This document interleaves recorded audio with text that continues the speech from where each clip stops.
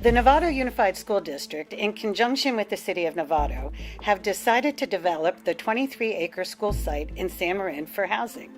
The site has been used as open space and parkland since its purchase in 1967.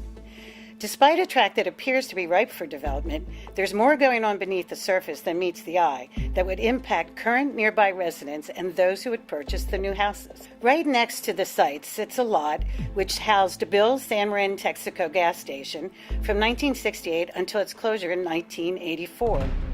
Now abandoned, the station was the location of many gas, oil, and toxic material leaks.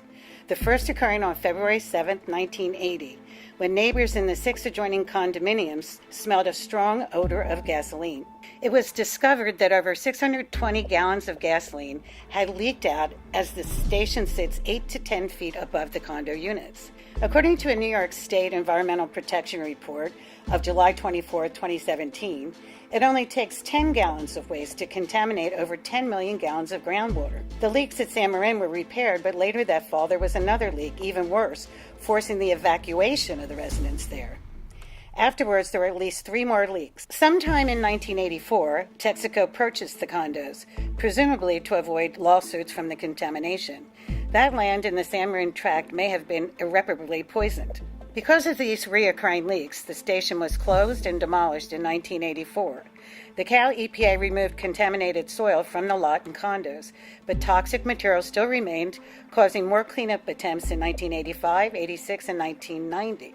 Despite the EPA recovery effort, only a small amount of the toxic material was recovered, with the rest seeping into the ground soil in the 23-acre site behind it in an underground plume. When the site was last checked in 2000, Hardy Lawson Associates, an environmental engineering firm, poured grout and concrete into the remaining contaminated wells left underground in an attempt to finally fix the contamination problem. Many of the 17 wells were filled, but 9, MW1 through MW9, could not be properly filled because of access issues. The empty lot still sits there today, not available for sale, only available for lease as per the owner, Comstock Commons LLC, via their real estate agent, Meridian Commercial. According to the New York State EPB, oil spills from leaking underground storage tanks at homes and gas stations are the largest single threat to groundwater quality in the United States today. When there's a leak, fuel travels freely through the soil and contaminates groundwater. Over 50% of the population in the U.S. relies on groundwater for drinking water, and the chemicals in fuel are extremely difficult to remove, even with extensive filtering. Some of these 150 chemicals include benzene, toluene, and MTBE. A similar situation exists in Orange County today, where a housing development is located on top of a long-abandoned Mobil gas station site, which had a leak in 1987 and deposited a mile-long plume of MTBE and other contaminants. The county is now fighting ExxonMobil's bid to end cleanup and monitoring there under California's low-threat underground tank closure policy. Says Roy Herndon, the Water District's chief hydrogeologist, ExxonMobil's consultants didn't even know the plume was there. One of the key criteria in the low-risk closure policy law is that the plume is stable and decreasing. If a plume hasn't even been detected by them, then how can it be shown to be stable and decreasing?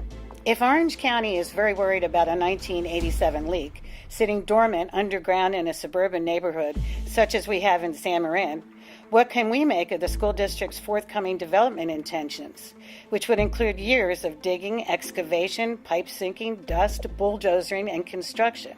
This from land that has seen not 1 but 5 toxic leaks. What will be the effect for new residents as well as those living in the surrounding neighborhoods? What of the potential toxic and carcinogenic materials that will be stirred up as a result? It is ironic that in the course of this investigation, we have found evidence through the California EPA's documents that in 1988, San Marin High School had a 300-gallon gas tank which leaked on site. It was later removed in 1990, but soil samples detected the presence of toxic materials in the ground. In 1995, the California Regional Water Quality Control Board asked the school district for a soil report on the property, but none has been forthcoming since that time. As per the EPA's own reports, the site still is not in compliance, as no final cleanup activity has been reported. If the school district is non-compliant at a site where kids are currently attending school, it makes one question how compliant they will be at a site they're keen to sell and see developed, no matter what their own feasibility study might find.